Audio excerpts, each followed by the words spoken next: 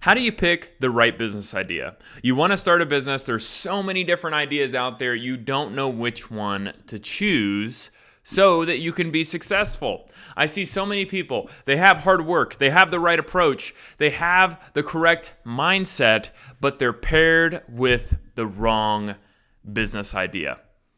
They chose the first one that came around. Maybe they chose one that's popular on social media, but it ended up failing, and it's not all the times a result of you. It's the idea that you're going after. We need the right direction. We need to know that, hey, what we're going after, it will end in success, that we have the best potential outcome of success so we can make a ton of money, have the freedom, have the entrepreneurial lifestyle. We need that, so we need to pair up with a great business idea. So today I'm going to go through questions that you need to ask yourself when you're evaluating a business idea to make sure that it fits you, that you should save this video and you should rewatch it every time you have a business idea that you need to evaluate so you can answer these questions, okay? And if you like today's video, please hit like and subscribe. I post about entrepreneurship, business ideas, and evaluating business growth and scalability. Okay, so I'm going to go through these questions and provide a little color on them. This isn't a long video, but I'm going to go through these right now. Can I afford the startup cost? Can I easily turn this business into a profit? There's a high startup cost, and can it be easily turned in? If the answer is a little unwavering, you probably shouldn't start that business. Do I need training, expertise? Do I need to learn something? Do I need licensing? How easy is that to obtain? Right? I wouldn't recommend somebody who's never done plumbing, doesn't have a plumbing license, to start a plumbing company. You don't need to do that because it's going to take you years and years of experience. How quickly can you gain that education? If it's rather quickly, within 6 months to a year, then I would recommend you pursue that if it's a great business as far as profitability, and my other videos on evaluating businesses. Okay. Next thing is, does this idea fit my lifestyle? Do I want to be away from home all day? Do I want a business that I can work from home? Do I want a business where I can travel? Am I going to have to be traveling all the time? Maybe you don't want to travel. Maybe you want a business that you can work from a laptop. Maybe you want to work with your hands. Does it fit the lifestyle that you want? Make sure that fits, because if it doesn't, you'll be stuck with a business that you really resent. Is there reoccurring revenue, or can reoccurring revenue be created in that business? Reoccurring revenue is the best thing because it helps you budget your business. If you know with 80% certainty that a portion of that revenue is going to reoccur, once you establish that connection, that relationship, you can easily budget, hire employees, because you have a good degree of certainty of that revenue reoccurring in your business. If there's no reoccurring revenue, I would advise that you really think critically about starting that business, because it's going to be up and down all the time, which is not a bad thing, but it does make your life a little bit harder from a revenue expectation standpoint. Okay.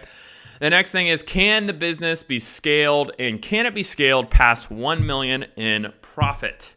If a business can't be scaled past 1 million in profit, I would highly look at that and say, okay, is this worth me going after, right? Because it's not that business isn't going to give you a lot of money. 600,000 in profits, very good money. I'm not saying that.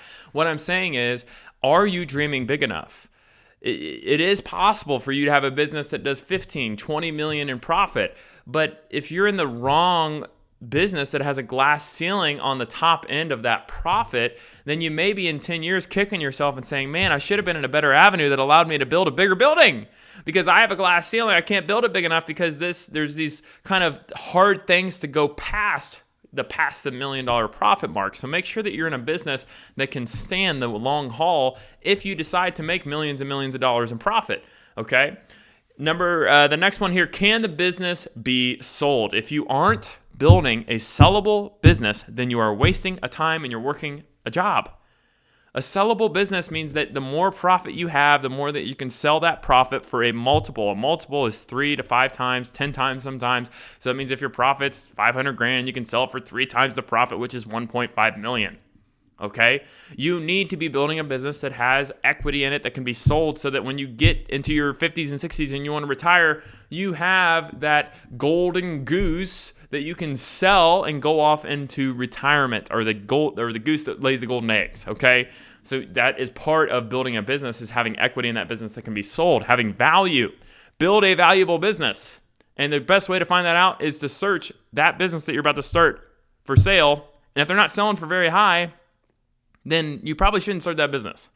Okay, have I saved up enough money to go 9 to 12 months without a salary? I started my business. We saved up, me and my wife, 9 to 12 months where we didn't have to take a dime from our business because we didn't know how profitable it was going to be. So many people start a business out of a whim and they expect to replace their income within a month or two. That's not going to happen. You need a longer runway to ensure that you're building your business the right way and that you're getting your processes in order, you're closing sales, you're getting things going, and you need to have a longer runway. That's why so many people quit in business because they don't have money. Money is the lifeblood of business. And yes, it took me a whole year to save up that money to start my business. I had sit there night after night wanting to start my business, knew that I would be successful, and I waited because I needed the money. But so many people are like, I want to start a business, and it stresses them out. And they're 2 weeks go past, they're like, it's bull crap, I want to start a business. It's like, you don't have the right to start a business yet. You need to save up that money. Be patient, save up the money, start that business. Have I bankrupt the business and thought of all the ways it won't work before I started it? So many people think of all the things that they could do in business. We could do this, we could do this, do this. I've sat down with so many business owners, and they go on and on and on about blah, blah, blah, blah. What about the things that could make that business not work? That's not talked about. That's not explained. That's what you need to do.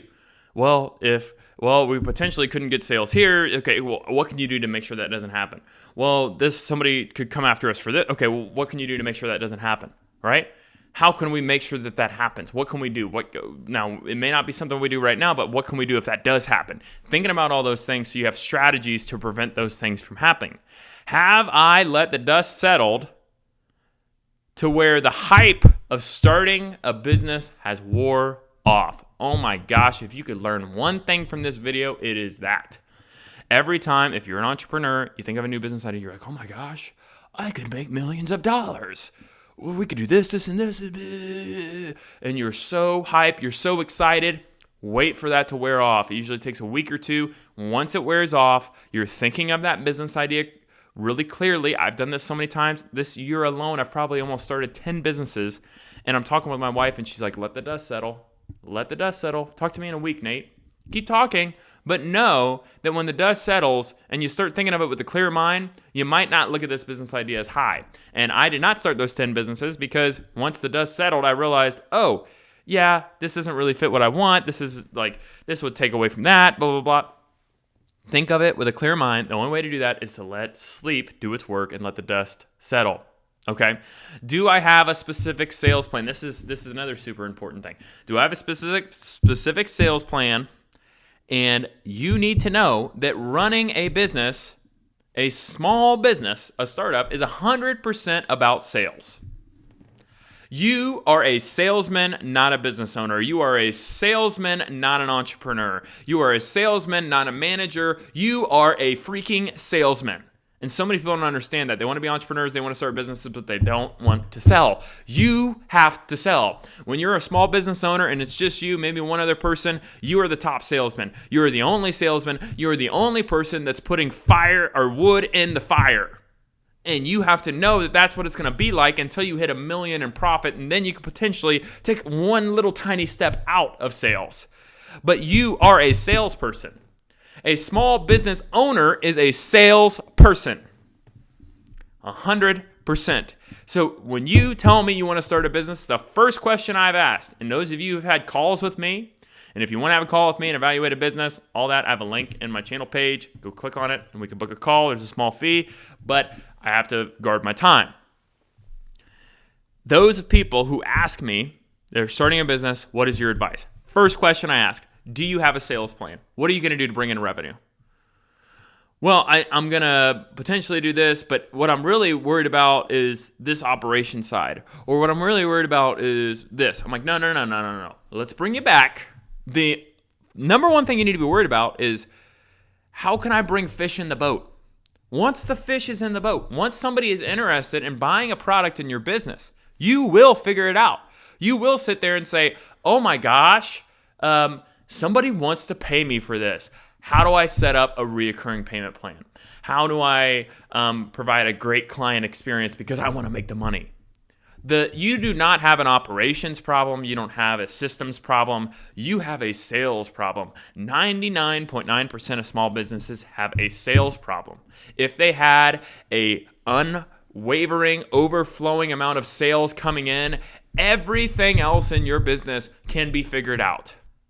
If you have too many sales coming in, you can figure out how to hire people. If you have too many sales coming in, you can figure out how to handle your taxes and use a CPA. You can figure out what's the best tax write-offs for you. You can figure out what's the best technology tech stack that you have. But you need to have the flow of business. So stop focusing on that stuff and focus 90% of your time on the sales side. Because if you don't focus on the sales, you're never going to be big enough that no one's going to ever care about your business, and you're going to spend all this money on tech when nobody is going to interact with it because you don't have any clients. You need clients. I digress. I went a little too hard on that, but I am very passionate about this. And this is the one thing that I see entrepreneurs really fail at, is grasping the idea that they are a salesman and they need to sell, and that needs to be the number one priority. Like I said before, if you like today's video, please hit like and subscribe. Thank you.